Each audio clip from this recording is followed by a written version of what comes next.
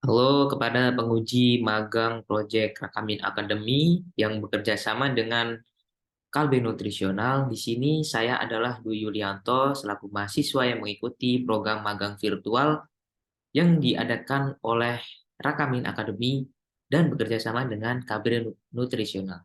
Di sini saya mengikuti program Data Scientist. Nah, di sini saya akan menjelaskan mengenai hasil proyek yang telah saya kerjakan, yaitu final project. Project yang memiliki history atau background historinya adalah dibayangkan saya adalah seorang data scientist di Kalbe Nutrisional dan sedang mendapatkan proyek baru dari tim inventory dan tim marketing. Dari tim inventory, saya diminta untuk dapat membantu memprediksi jumlah penjualan atau kuantiti dari total keseluruhan produk dari Kalbe Nutrisional. Tujuan dari tim inventory ini adalah mengetahui perkiraan kuantiti produk yang terjual sehingga tim inventory dapat membuat stok persediaan harian yang cukup. Lalu, yang kedua dari tim marketing. Saya diminta untuk membuat cluster atau segmen customer berdasarkan beberapa kriteria. Tujuan project ini adalah membuat segmen customer supaya efektif dalam eh, memberikan sasaran atau menyasar customer yang tepat supaya penjualan efektif. Segmen customer ini akan digunakan oleh tim marketing untuk memberikan personalized promotion. Sebelum itu, pertama-tama di dalam challenge yang diberikan oleh project ini adalah melakukan exploratory data yang dilakukan di dbeaver dengan bahasa SQL. Oke, saya akan menjelaskan tentang hasilnya.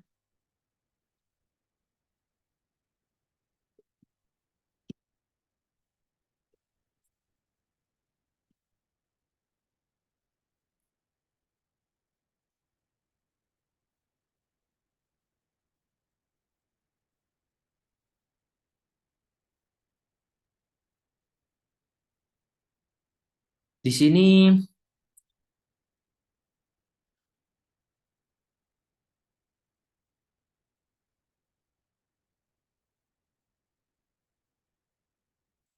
di sini ada beberapa pertanyaan atau beberapa perintah yang diberikan dalam proyek ini. Yang pertama adalah berapa rata-rata umur customer jika dilihat dari marital statusnya. Langsung saja dengan begitu kita akan melihat eh, average dari marital statusnya. Average ini digunakan untuk menghitung rata-rata dan karena kita melihat fokusnya adalah dari marital status, jadi marital status ini digunakan untuk group by, function group by, supaya nanti semua itu terfilter dan berdasarkan marital statusnya. Langsung saja.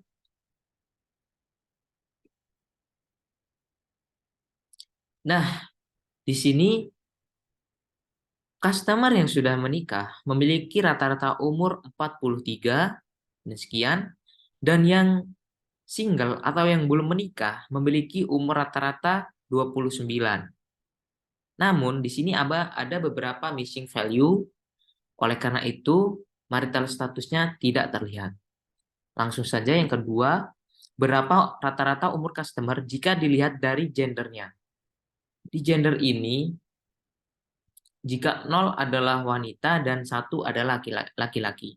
Nah, customer perempuan itu mempunyai rata-rata umur di angka 40.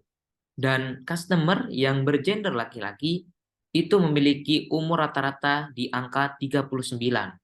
Langsung yang ketiga, di sini disuruh menentukan nama store yang memiliki total kuantiti terbanyak. Oleh karena itu, langsung saja menggunakan select, from untuk mengambil data, group by untuk mengkelompokkan berdasarkan store ID, dan order by untuk mengurutkan urutan agar mudah melihatnya karena dari sistem sudah berurutan sesuai sintaks yang sudah ditulis. Nah, di sini muncul bahwa store yang memiliki total kuantiti terbanyak adalah store dengan ID-nya 9. Maka oleh karena itu bisa dicek select from untuk mengecek store apa sih dengan store ID yang bernomor 9. Langsung saja. Store ID yang nomor 9 dimiliki oleh nama store Lingga.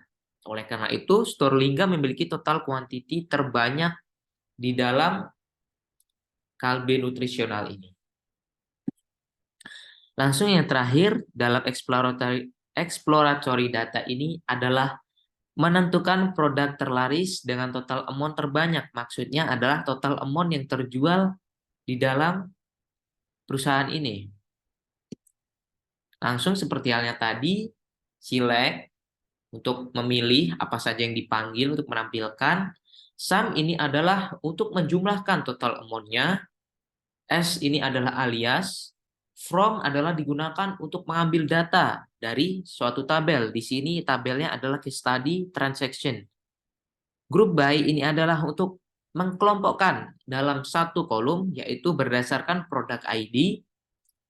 Karena kita mencari nama dan nantinya akan dicek dengan ID ini dengan nama produknya apa. Dan order by seperti tadi ini adalah untuk mengurutkan. Di sini adalah descending, yaitu dari atas ke bawah. Langsung saja produk dengan produk ID nomor 10 atau P10 itu memiliki total amount yang terjual terbanyak. Langsung saja bisa dicek seperti halnya tadi. Select. Di sini P10 adalah C-stick. Oleh karena itu, produk terlaris saat ini dengan berdasarkan total amount terbanyak adalah C-stick. Oke. Oleh karena itu, exploratory data pada project ini selesai saya jelaskan.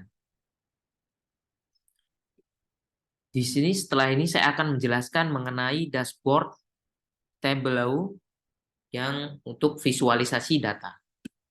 Nah, di sini dalam project saya diperintahkan untuk membuat 4 sheet dan nantinya akan digabungkan dalam satu dashboard. Mari dari yang pertama itu adalah trendline penjualan per bulan. Ini bisa untuk membaca pola nantinya tim inventory dalam per tahunnya akan memperkirakan berapa sih sebaiknya inventory ini menyiapkan stok yang tepat karena untuk membaca dari visualisasi data ini. Nah, di sini kita mengambil 2 kolom yaitu quantity dan month of date. Nah, di sini digambarkan bahwa pada Januari itu sekitar 1.500-an lebih itu terjual kuantitinya, dan ketika Maret itu meningkat walaupun tidak terlalu signifikan, namun dari April ke November itu cenderung stabil namun terjadi penurunan. Mungkin dalam trendline ini penjualan termasuk stabil karena grafik tidak menunjukkan volatilitasnya yang signifikan. Lalu ada trendline jumlah penjualan per hari. Ini bisa dimanfaatkan oleh tim inventory untuk menyiapkan stok dalam per bulannya. Maksudnya per bulan di breakdown dalam perharinya supaya efektif jika ada produk-produk yang memiliki masa kadaluarsa yang tidak lama atau bulanan. Nah, di sini bahwa terlihat bahwa di awal bulan itu paling tinggi. Mungkin di sini bisa disimpulkan bahwa customer itu di awal bulan masih memiliki uang yang banyak atau habis penghasilannya cair atau gajian. Nah, hal itu turun ketika sekitar tanggal 3. Dari tanggal 2 pun sudah turun karena mungkin uangnya sudah dihabiskan di awal bulan. Nah, ketika tanggal-tanggal tengah, ini mungkin ada tidak semua kan pengusaha. Jadi bisa saja customer lain itu terjadi naik turun, namun di akhir bulan itu memang terjadi penurunan di angka sekitar 3M-an. Nah, oleh karena itu, bisa disimpulkan bahwa sebaiknya tim inventory menyiapkan stok terbanyak itu adalah di awal bulan. Dan stok yang relatif stabil itu di tengah bulan, namun di situ terjadi naik turun, walaupun tidak terlalu signifikan. Dan mengurangi stok di akhir bulan. Stoknya disiapkan untuk awal bulan selanjutnya.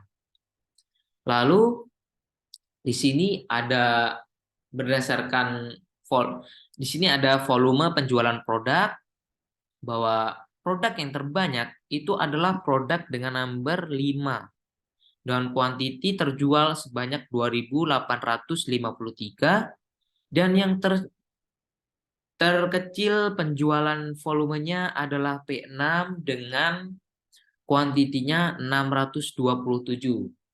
Lalu yang terakhir ada volume penjualan per store, yang ini bisa mengukur performa per store untuk menjual produk, yang dimana paling banyak atau performa paling bagus dari store ini adalah Lingga seperti yang tadi, dengan total penjualan itu sebanyak 25.294.100. Dan yang paling sedikit adalah Buana Indah dengan total penjualan 10.629.900. Oleh karena itu, dengan membaca dashboard ini, tim inventory bisa memaksimalkan forecasting penyediaan produk dengan efektif dan baik tentunya, supaya mengefisiensi dalam stok perusahaan. Lalu, sesuai narasi yang pada awal background project ini, yaitu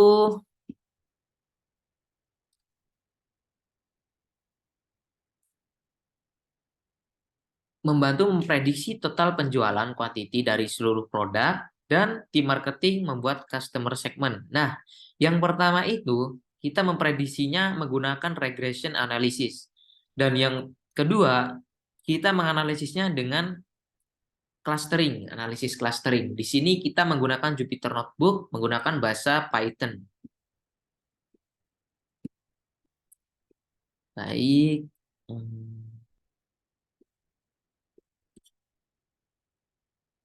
Sini pertama, yaitu kita akan regression untuk memprediksi penjualan per harinya. Yang pertama, seperti biasa, kita mengimport beberapa library yang digunakan sebagai function ketika nanti melakukan project. Di sini saya untuk menggunakan pandas, numpy, matplotlib, .pyplot, stats models, TSA ARIMA model untuk date yang berformat ARIMA, dan ada date time delta. Di sini membaca data terlebih dahulu, saya mendeklarasikan data saya per data dengan berbagai nama. Di sini menggunakan library pandas dan menggunakan function read CSV, dan seperti halnya yang terdapat di CSV-nya, delimiternya adalah menggunakan titik koma. Di sini bisa di-run. Nah, di sini dalam sebelum melakukan project, alangkah baiknya atau harus melakukan data cleansing supaya hasil yang didapat adalah maksimal dan tepat. Sini melakukan drop duplicates dan bisa mengecek. Di sini sudah tidak ada drop sudah tidak ada missing value, karena di sini kita mengecek is null dan sumnya total, dan di sini 0000, berarti data sudah bersih. Sini juga seperti halnya tadi. Nah, sama halnya. Oke, tetap sama. Dan di sini data cleansing yang dilakukan adalah mengubah format yang belum sesuai, yaitu date pada data transaction. Oleh karena itu, yang mulanya itu objek diubah menjadi datetime. Baiklah, sudah di sini sudah cocok semua, sudah datetime seperti yang kita kendaki. Nah, untuk melakukan regression, kita menggabungkan beberapa data. Kan di sini ada 3 data. Saya melakukan logika bahwa data yang pertama, transaction dan customer ini dilakukan berdasarkan customer ID. Oke, syarat. Dan ketika data yang sudah digabungkan tadi dengan nama merge data, saya gabungkan lagi dengan data produk dengan penghubung atau primary key adalah product ID dengan nama merge data final. Di sini saya mengecek merge data final. Nah, sudah tergabung datanya. Dan di sini saya malah menggunakan group by berdasarkan perintah, yaitu menggunakan Arima yang menghasilkan 365 rows. Di sini saya namain transaksi harian. Di sini sudah. Dan di sini saya akan membangun dan melatih Arima model. Oke, transaction order ini adalah mengurutkan 212 dan model fit-nya ini adalah melatih atau train data, melakukan function fit. Oke, prediction menggunakan indeksnya 0 dan indeks yang terakhir adalah -1. Oke. Nah, di sini saya melakukan visualisasi data supaya mudah untuk membacanya dalam regresinya. Nah, di sini terlihat bahwa hasil prediksi yang aktual itu sangatlah volatil. Namun, prediksi kita menunjukkan bahwa stok harian itu bisa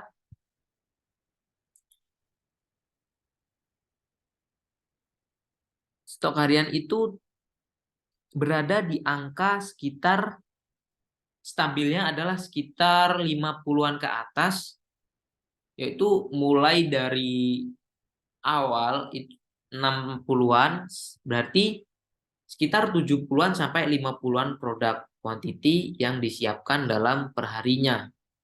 Dan begitu dari tim inventory bisa memberikan persiapan produk atau stok sekitar 50-an 55 sampai 70. Namun yang stabil adalah di antara 55 sampai dengan angka 60.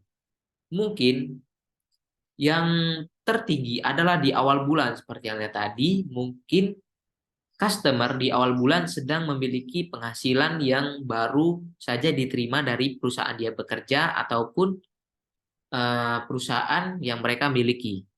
Oke, oleh karena itu bisa saya simpulkan bahwa tim inventory sebaiknya menyiapkan produk antara 55 sampai 70. Walaupun 70-an itu hanya disediakan di awal bulan.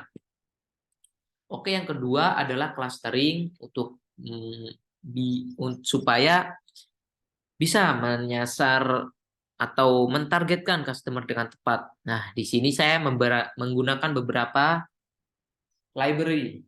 Yang pertama Pandas, yang kedua NumPy, yang ketiga sklearn, cluster, import, K-means untuk clustering, dan matplotlib, pyplot. ASPLT, ini adalah deklarasi nama saya. Oke, di sini seperti yang tadi, membaca data dan menggunakan delimiter, titik koma. Data cleansing, ya seperti halnya yang tadi, menghapus duplikat dan mengubah tipe data, yang seperti tadi adalah date. Di sini saya mengecek apakah masih ada missing data, sudah tidak ada.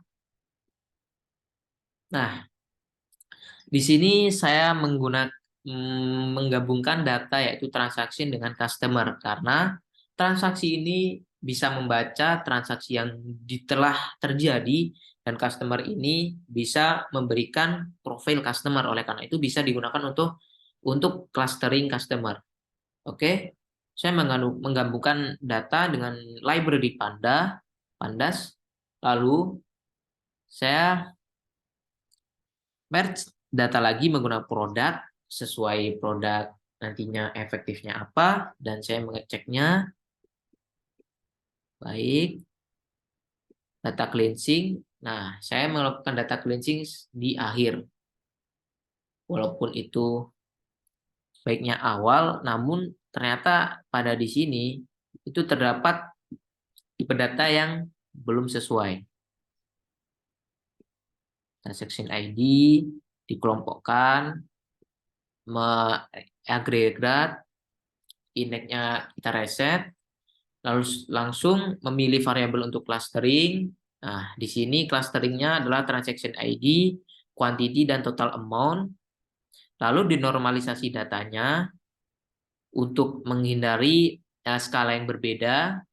Langsung saya menentukan jumlah cluster yang diinginkan. Saya menginginkan jumlah clusternya adalah 4. Ini saya malah menuliskan ini supaya nanti bisa user lain menggunakan project saya ini. K-means menggunakan clustering K-means, lalu saya train juga menggunakan fit berdasarkan X normalized, yaitu data yang sudah dinormalisasi. Oke, di sini random state ada 42, menambahkan label cluster supaya mudah dibaca. Nah, di sini sudah evaluasi hasil clustering, SSE-nya adalah 237. Cluster sudah. Nah, di sini ada visualisasi data clustering supaya mudah dibaca.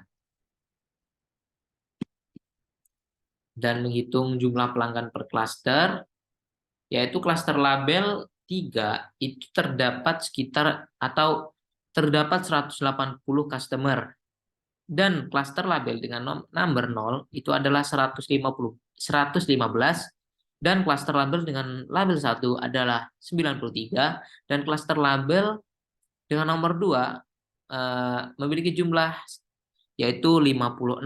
Oleh karena itu, segmentasi customer yang sebaiknya dilakukan oleh tim marketing adalah cluster dengan label nomor 3, yaitu karena paling banyak. Jadi sebaiknya diprioritasin karena akan berpotensi bahwa customer ini akan membeli lagi di perusahaan itu. Dan mungkin bisa mengurangi customer atau cluster label dengan nomor 2, bisa mengurangi ataupun mengevaluasi dan menyesuaikan strategi marketingnya sesuai mereka. Mungkin dari umur, mungkin dari geografis, itu bisa disesuaikan. Nah, itu nantinya akan dihubungkan dengan tim marketing yang lain selaku yang bisa membuat strategi marketingnya. Oke, dan itu bisa digunakan untuk sales personalized and promosi produk. Nah, karena itu berarti di sini proyek saya sudah selesai, dan saya ucapkan terima kasih yang banyak terhadap Rakamin Academy dan Kalbe Nutrisional karena telah menyediakan program ini. Saya merasa sangat terbantu karena saya adalah mahasiswa yang baru mau menginjak semester 3, namun Rakamin sudah memberikan fasilitas untuk magang ini dan memberikan saya gambaran banyak mengenai data saintis. Dan saya memang minat di bidang bisnis dan IT, dan saya harap Rakamin untuk tetap atau terus bertumbuh demi pendidikan IT di Indonesia yang lebih baik. Terima kasih kepada Rakamin dan Kalbe Nutrisional. Saya Dwi Yulianto mengucapkan terima kasih dan sekian.